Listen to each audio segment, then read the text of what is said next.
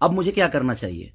फिर से मेरी बेटी को टारगेट किया गया है, फिर से मेरी बेटी का नाम और फोटो लगाकर गाना गाया गया है। कुछ भी कर सकता रहे खेसारी भैया, काहे से कि तू एगो पिता बारा और जे भी तारा बेटी पर गाना गईले बा ओका साथ में तू कुछ भी कर सकता रहा, के मार सकता रहा।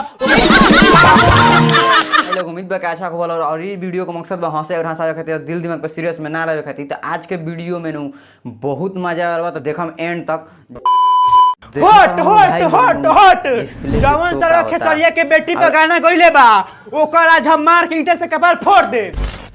भाई लोग घोर कलयुग आ चुकल बा ना, एगो दूगो ऐसा सिंगर बा जौन कोनो भी लड़की के नाम द के गाना गाए तरन और ओसे मन नइखे भरत त कोनो सुपरस्टार के बेटी के नाम द के गाना गाए तरन, ओकरा बाद ओकर फोटो चिपकाए तरन, ओकरा बाद का करता कि सुपरस्टार लाइव आके रोए लागता।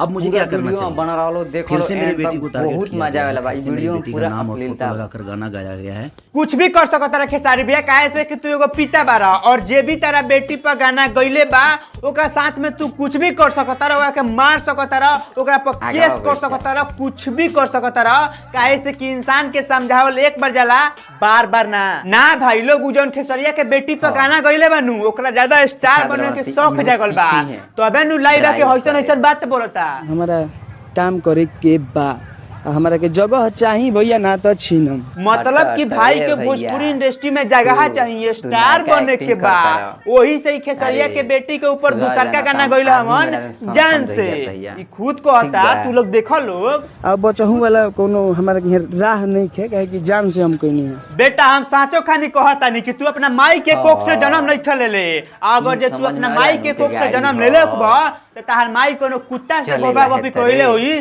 तबे सा तार कुत्ता ऐसा हाल भइल बा। तबे नु गाना गा के खेसरिया के बेटी पर एने ओने भागल बारो। खोजिए लो पहले।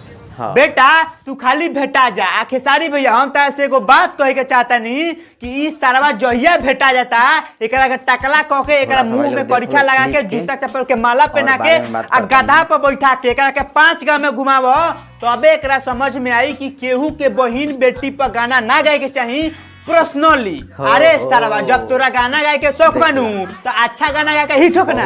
बर्बाद कोई चीज के वापसी कर सकी, अच्छा गाना गा के नाम कर सकी ना भेटो सारवा भेटो। तोरा के रांची पागल खाना में भर्ती करवाए पड़ी, काहे से कि तोर दिमाग काम नइखे करत।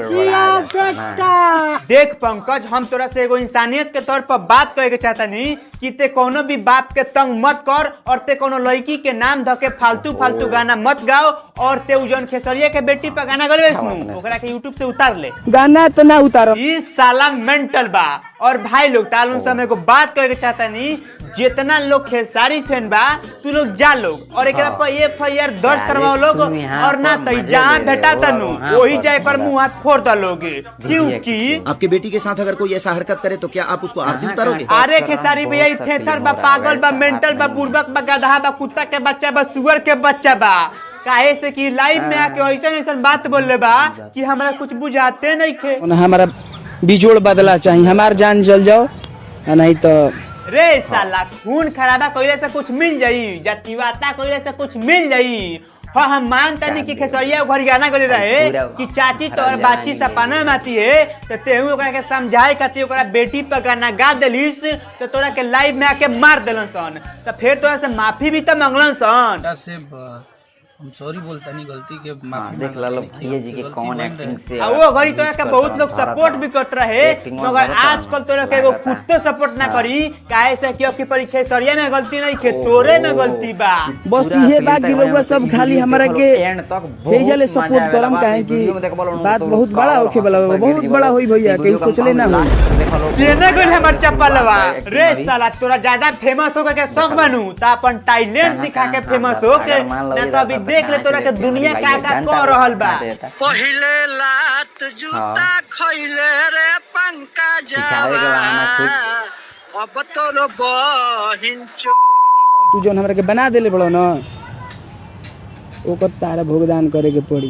अरे मारो इसको। रे साला ते सुधरेला मूड में नहीं किसका, हमा त लागता कि ते मुड़ी पे कफन बांध के निकल बारिस कि थेथर जैसन खेसरिया के बेटी पर गाना गावत रहेम जब तक फेमस ना होकेम तब तक। तो सुना बेटा आके हमर धल फेमस हो जइबो। क्या सोच है रे तेरी? मानना पड़ेगा। खत्म। ये वीडियो यहीं पे खत्म होता। तालुम के वीडियो कैसा लगा प्लीज तू लोग यार कमेंट के बताओ लोग। और अगर जो तू लोग हमसे बातचीत करेंगे चाहता लोग तो जा लोग हमारे के इंस्टाग्राम पर बॉयज में सर्च मार के फॉलो कर लोग। तब तक के लिए नमस्कार, प्रणाम, बाय बाय। उम्मीद है भाई लोग वीडियो पसंद लगा तो लाइक कर लो, हमारे चैनल पर न्यू आइल बड़ा तो चैनल का सब्सक्राइब कर लो, ताकि ऐसने वीडियो अगर आई फेन तो फेन अपलोड करम ता लोग के